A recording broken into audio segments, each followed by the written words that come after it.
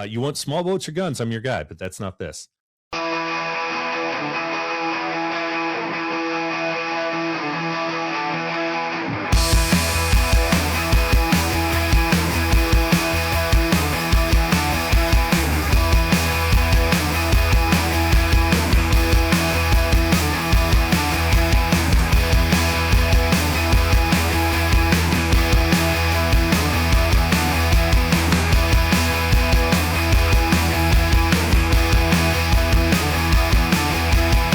Skill in flight simulators without really feeling the G-forces or the lift or the drag that is put on your aircraft or the bank or whatever, the centripetal forces. Doesn't matter, I mean, it's kind of there translated on screen. So those are sometimes the points also where SMEs will say, no, it wasn't like that, and then we have to say, but we'll still do it. Yeah, absolutely. And in the landing pattern, so I know Roger in the very beginning talked about, hey, let's discuss the aileron rudder interconnect, or ARI. So I'm assuming in the landing pattern, at least for me, slow speed handling characteristics, ARI would make a big difference for a guy that, jet guys don't usually, over to you, Vulture, but we didn't usually use our rudders. Until I flew helicopters did I understand the importance of knowing how to work my feet.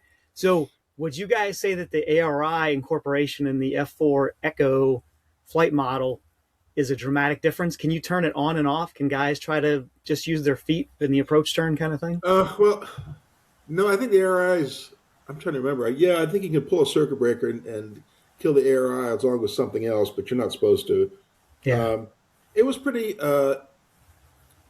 transparent. I think the only thing they talk about is you always want to put your flaps down when your wings level, because when the flaps come down, the air will kick in, and if you're in a turn, you might get a bit of a control input as it kicks in and throws a bunch of rudder in. Sure, asymmetry. What it really did is it made the plane. I mean, it'd fly pretty coordinated if you in pattern angle as an attack. When you're configured with everything down, most guys would use a little bit of rudder in the turn, just like you're coordinating a regular airplane, and it was really nice. If you forgot to put too much rudder, the ARI would probably cover most of your problems. So it was safe without having to use much pedal in the pattern. But, you tended to help the nose around. Well, you don't want to skid the nose, obviously, but you'd help the plane around to roll using some rudder pedal. When you establish in that bank angle, then you're carrying that bank angle on your whole 180-degree turn down to final. So, ARI was just something that was, you read the tech order and you took your test when you got your annual test and all the things, ARI, yeah, what circuit breaker do you pull? But other than that, it was not really anything we thought about or worried about, unless it didn't work, and then you'd get other issues, but that becomes a malfunction thing. So now, like any jets, there's been some, you see some discussion about how, you roll the F-4 at high speed with rudder, which is absolutely incorrect. Like any jet, once you're going and trucking along over 300 knots, 350, 400 knots, you don't need you don't need a rudder for anything, because you roll it with the aileron when you're flying, straight and level or at very, regular angle of attack. The only time the rudder became important is when you had the plane loaded up at a high enough angle of attack where that's when adverse yaw became the real big player, and that's when you had to use rudder, because it was the adverse yaw that was going to make the jet not do what we're trying to do. Now, the F-15 is interesting because F-15 is kind of a transition jet between the F-4 and the later F-16s, things like that. You can do it either way. You could roll an aileron and in a high angle attack it'd roll, or you could use boot floor rudder and it'd roll faster, and you could take your pick. And the jet responded dynamically to whatever you decided to do, but it also would help you if with its own system. So, aero doesn't lie. If the physics are the same for any jet based on configuration, it's just how you handle, making the jet go where you want to go. So, quick answer to the question is ARI was there. It worked as it was supposed to. In the pattern, you would never have a problem if you stayed above, at the correct angles of attack, and you'd use stick and rudder just like any airplane, that's like a T-38 or whatever in the pattern, and it flew like an easier T-38, basically, with more thrust, a lot more thrust. Okay, thanks. And then HeatBlur, a while ago, Vulture mentioned units when speaking of angles of attack as opposed to degrees, right? So I flew a Lockheed product from the 70s. We used units, which was somewhat arbitrary, 0 to 30. And then, but now in my Rhinos, my Hornets and all that, it's more degrees, I think, in the Vipers. And anyway, point being is, when you guys are building this flight model, did you find any challenge in reconciling AOA units versus angle of attack degrees? Was that an issue at all? Yes, definitely. It was one of nightmares. Oh, okay. Krzysiek, he tried many conversions between these units in areas, because there are some sources where the conversion seems pretty set, but then these sources didn't match in real life too much, and people like Vulture or other SMEs were complaining. So this was a bit of a trial of and error method to test different approaches and see which one was the most accurate one. Gotcha. Which And is One of the most challenging aspects in this in the It was. flight dynamic simulation, actually. The And I'm funny assuming your thing flight- is, just to add that, Sunshine, and also, you know, I'm shocked to hear from a Navy guy we didn't use rudder, because we of course work with the F-14 guys a lot, you know, and the F-14 also uses units and not degrees, so we were used from that. But in the F-14 we had a very well working conversion formula, so 15 units would translate to something, top of my head, 10.3 degrees or something like that. Or was it the other way around? I don't remember fully. But anyway, you know, our Tomcat guys, they would not stop about how important it is to use the rudder, you know. And our main SME, he went on to be a pilot for a major airline, captain, and he had a lot of younger FOs who never touched the rudder. And he just told them, you know, when they're flying the 767 or something, it's just like, try to use the rudder just to see how it feels, you know. He would constantly be teaching them that you know you have rudder pedals for a reason. You can use it's them. down there. Yeah, you. So it's it's funny to see also how culture and in the flying in the fighter community changes depending on the aircraft, depending on the area where you're flying. Sometimes on both, sometimes on either. But yeah, despite us having extensive experience with units in the F-14 over all the years of F-14 development, as Dominic said, you know, in the F-4 it was suddenly different, and while it was often close, it sometimes did not quite translate. It also ties in with that example that I managed, where Kirk was like, it's maybe 1 or 2 degrees too high, or units too high, or you know, however you wanna. And then we also discussed, was it 17.2 units, was it 16.4 units? You know, all these kind of things, and then you have conflicting sources, like Dominic said. So sometimes these kind of little things can be quite the headache to solve. You know, I'm sure Yanis will have a lot of to tell about that when he did the bombing calculator, which of course, similarly, you know, I mean, how do you calculate the mils for dump drops, or the more kind of dynamic stuff, you know, in air to ground angles and whatnot, and I think it's pretty brilliant that we have that bombing calculator, because again, you want to make it accessible. You don't want people to have to sit there and calculate their entire ground attack and then miss one bomb and have to fly back and calculate it all again.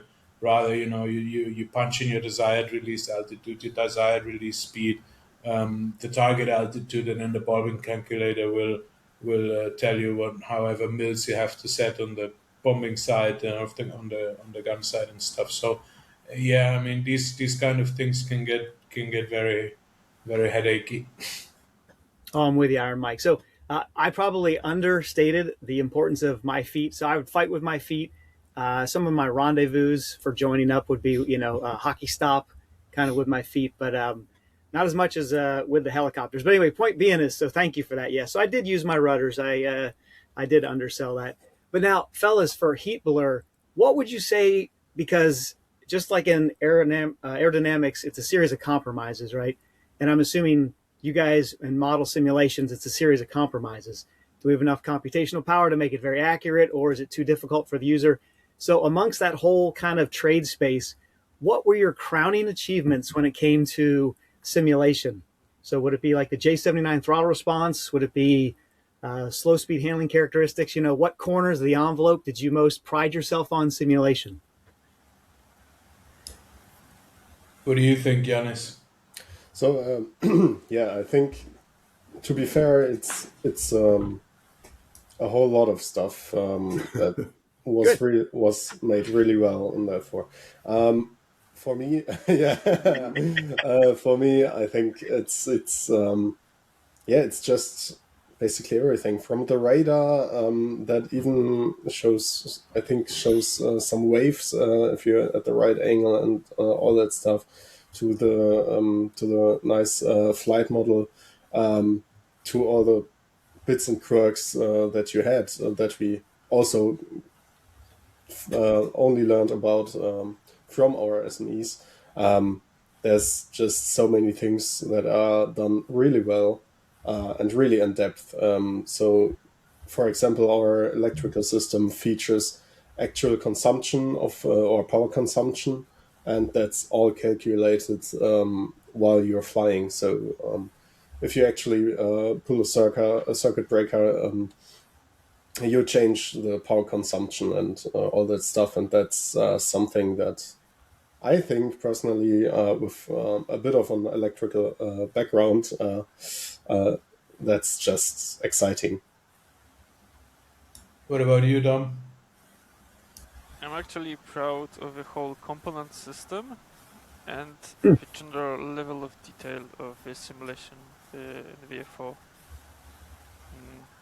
Basically, it was a completely different way of designing that forced us to code the systems just as they work in the real life. It was a bit challenging to find the data on how the system exactly works. So it was not, okay, we have this outcome, let's code it, but it was rather thinking what the device does to achieve this outcome.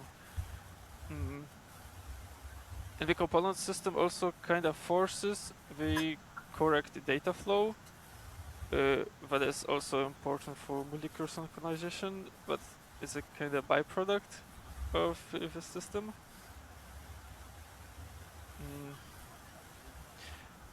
I think like the blows example is a good example of how detailed our system is.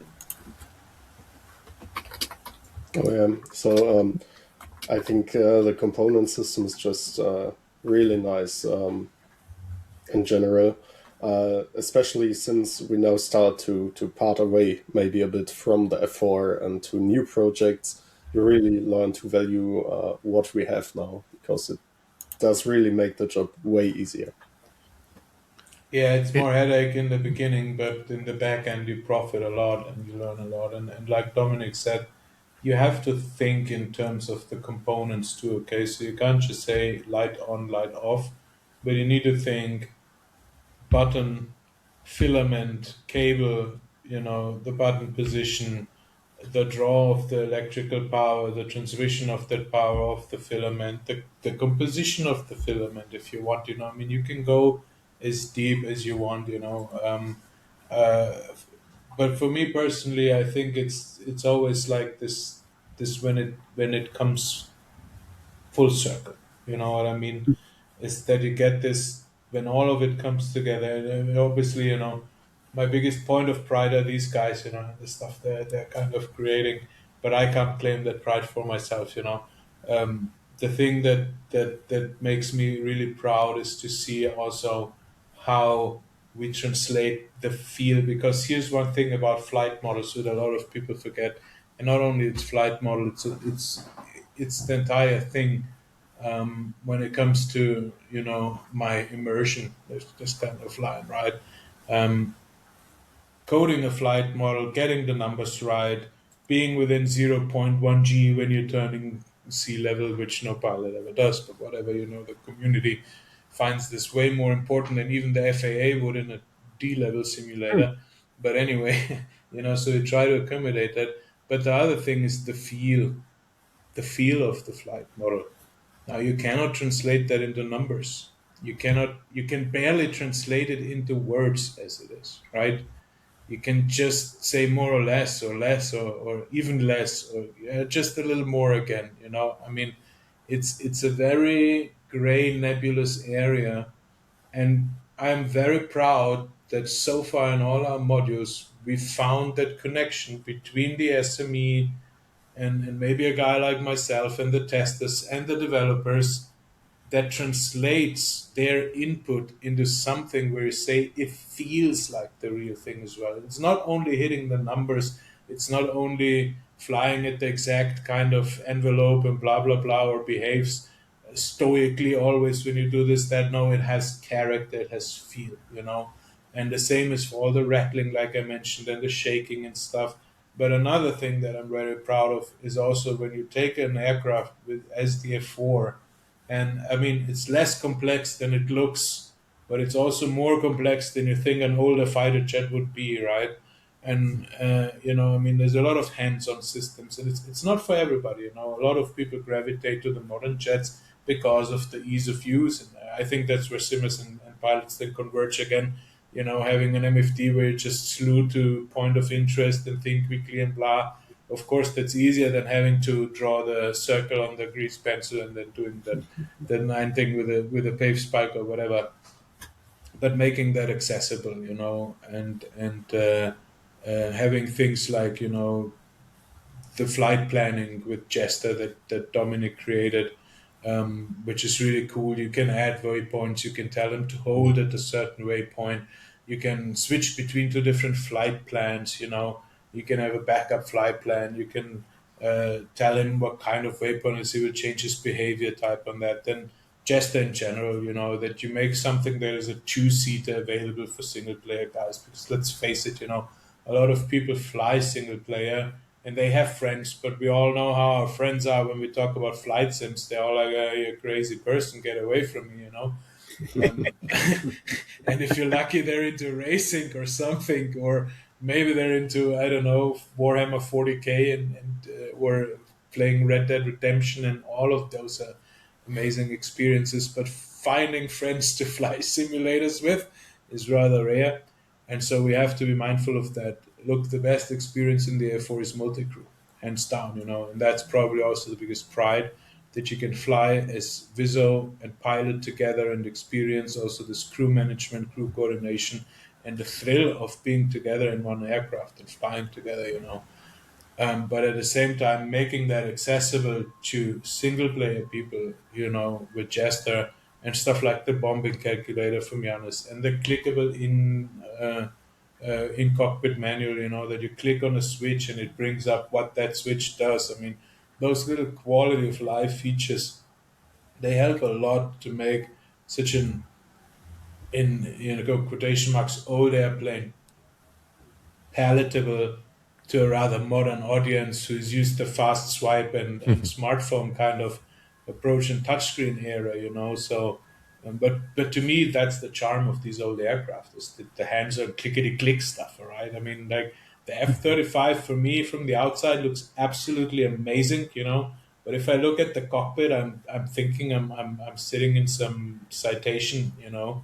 I think with the G3000 Garmin or something like that, you know, it really goes more in that direction, and it's fine and it's great to use, you know, but it doesn't have that charm. And I guess it's like they always say, you know, that comparison between an F-18 and an F-14, and maybe you will disagree, Sunshine, you know, but they say the F-14 is more like flying a muscle car, and the F-14 is more like a utility van or like a modern kind of SUV, you know, that is all the comfort and ABS and EBS and all the systems that help you have the smoothest ride of your life. But you, of course, don't have that little muscle car kick that the Tomcat or a plane like the F4 and stuff gave you, you know. If you ask me, you know, I'd be happy if you let me fly a Cessna, but that's another story. I think you hit on a really important part, and I will, of course, defer to Vulture on this, but when I fly, you know, quote unquote, the F4 sim that you guys have developed, I don't know if it feels like what you experienced, Vulture, but it makes me feel like I'm experiencing what everyone I've ever read of their experiences flying the F4, right? So you've translated what, for me, like you said with the vibration, right? Like I can't feel the vibration, but maybe I can see the vibration, all these little things. for the person who's never flown it, it feels like I'm doing what I've read about. So I think you guys nailed that really well. Like I said, Vulture, of course, I'll defer to you on how close it is to the real thing, but I think that you guys really got that right. And I think we've said it before in other episodes. Iron Mike, I think you nailed it. I can go out. My wife has a modern Volvo, and yeah, for getting it A to B, it's comfortable and it's plush, and I don't really have to think much about it.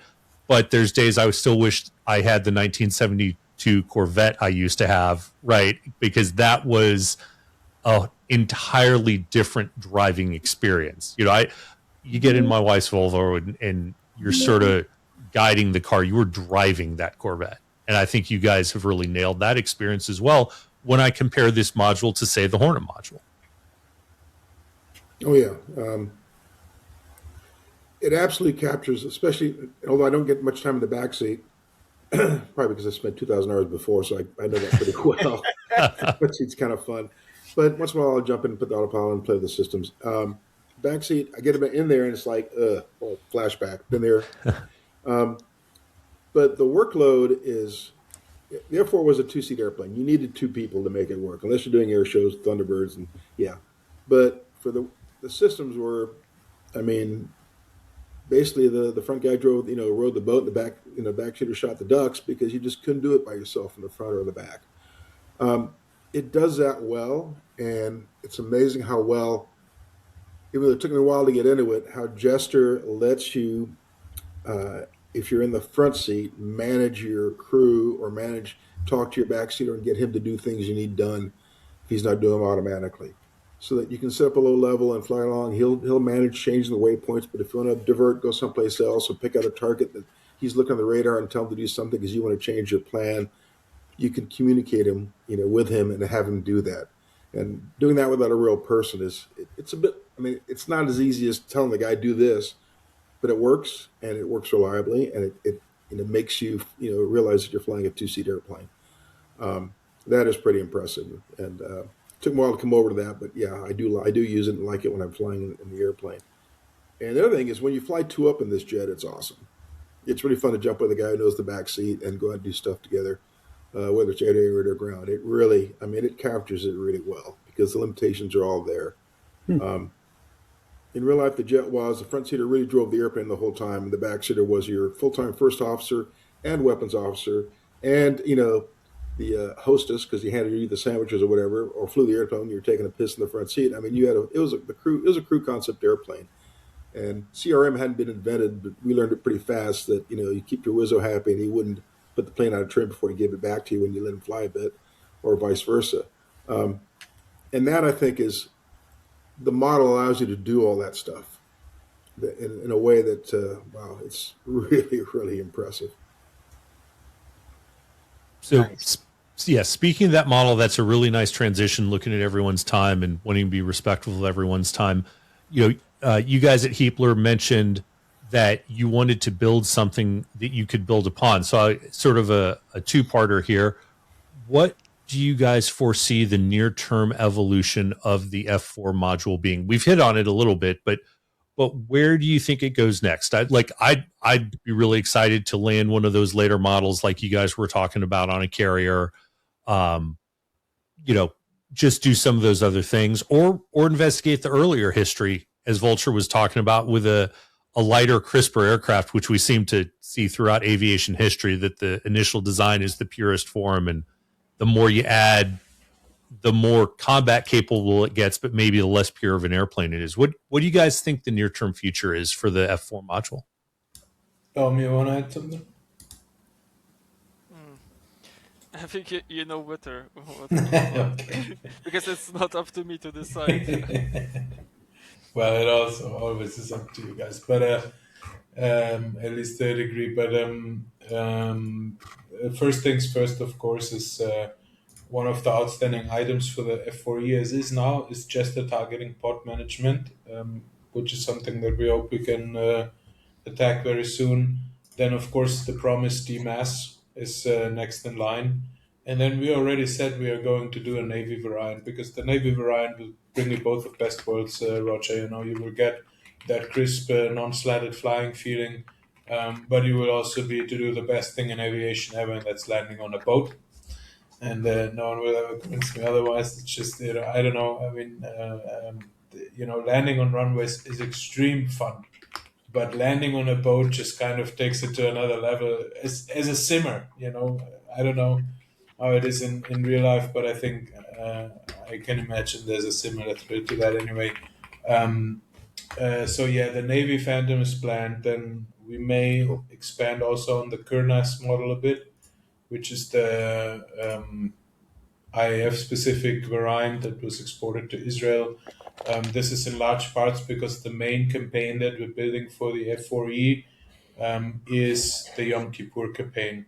And a lot of people forget, the most extensive, I mean, probably you cannot say it like that. I mean, I don't have the numbers in my head that you could say. I don't think that the Yom Kippur War was more extensive combat than Vietnam. Of course, it was a much shorter period, way less sorties, but it was, I think, more all-encompassing than even Vietnam was. It was a litmus test to aviation and, surface-to-air missiles, suppression of enemy air defenses, enemy air suppression, all those things, It was a test bed in the Cold War for both the Western and the Cold War powers and the Iron Curtain powers, kind of to bring all their toys to the field and test them out against each other.